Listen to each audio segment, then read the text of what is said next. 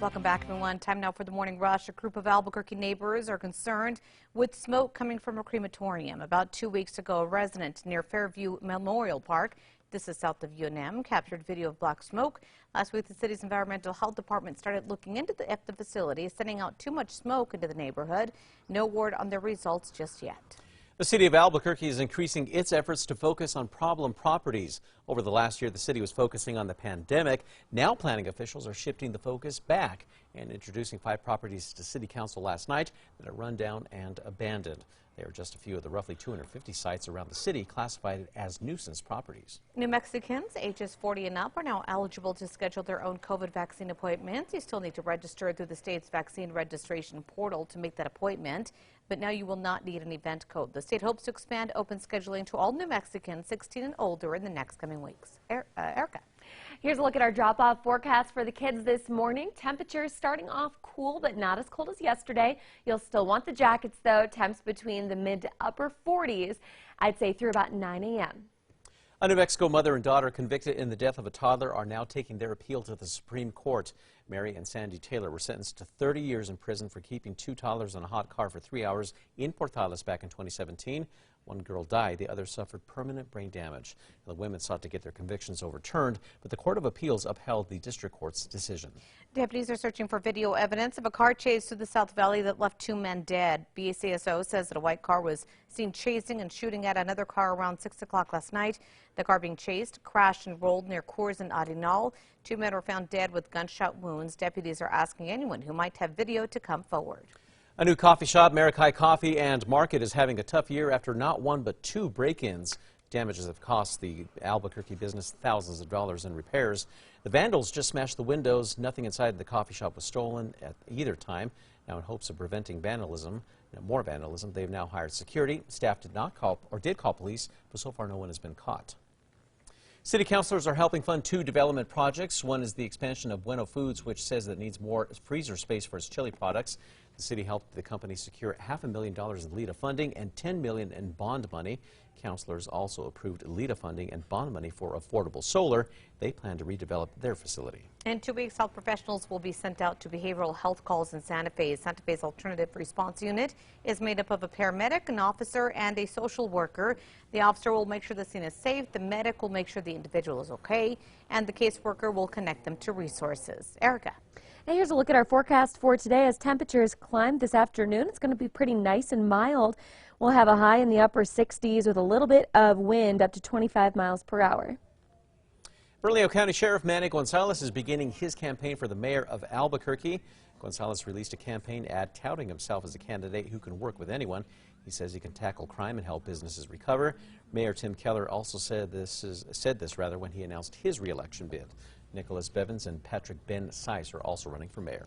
You may want to avoid the intersection of Eubank and Spain this morning. The Water Authority says crews are repairing a valve leak that may require closed lanes. They say the leak should not cause any water service outages. This year, the Gathering of Nations is streaming online once again. Last year, the powwow was one of the first events to go virtual. They're doing it again with live singing and dancing contests and interviews. Powwow photos will also be on display on digital billboards this week. The virtual gathering is Friday and Saturday. Erica. Here, let's get a check on that morning drive. On the map, nothing going on. We're seeing all green. And here's a look at tracker showing I-25 south around the Big I. Looking good, like everything's moving right along. The film industry is making a comeback in Santa Fe. The Santa Fe Film Office says the industry is already back to pre-pandemic levels, along with Holiday in Santa Fe filming in the plaza. The Film Office is also highlighting other productions, including the filming of Season 3 of Roswell, and On Deck, a true crime series that begins filming next month. An Amish community in Indiana is pushing to get more people to drink milk. That's by making some new flavors. They have the basic flavors like chocolate and strawberry, but there's also some that stand out now, like maple syrup, coffee, blueberry, and peach. The business says that it's been seeing success so far and that it hopes to expand sometime in the future. Welcome back. On this day in 1982, strong winds in the Rio Grande Valley caused damage to mobile homes, windows, and signs.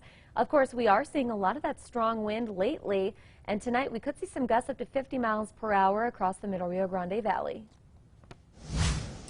Time now for the 5 Facts. At number 5, the Gathering of Nations is going digital once again this year. Now, last year, the powwow was one of the first events to go online. That's amid the health restrictions. This year, they are doing it again, this time with live singing and dancing contests, as well as interviews and more. The Indian Traders Market will also be available online. Well, this year, powwow photos by photographer Derek Matthews will be displayed on digital billboards all over town this week, which is something new. Well, the virtual gathering is happening this Friday and Saturday. Number 4 now, new coffee shop Mayoral Coffee and Market is having a tough year. After not one but 2 break-ins, damages have cost the business thousands of dollars in repairs. The vandals just smashed the windows in. Nothing inside of the coffee shop was actually stolen. In hopes of preventing more vandalism, they have now hired security. The owner believes this is a big setback for small businesses during the pandemic. They did call police, but so far no one has been caught for either of the break-ins. And get ready for a big temperature drop in eastern New Mexico. Highs only topping out in the 40s and 50s east of the Central Mountain chain. We will be warm again in the Rio Grande Valley and west. Number 2 now, New Mexicans ages 40 and up are now eligible to schedule their own COVID vaccine appointments. You still need to register through the state's vaccine registration portal to make that appointment. But now you will not need an event code. The state hopes to expand open scheduling to all New Mexicans ages 16 and older in the coming weeks.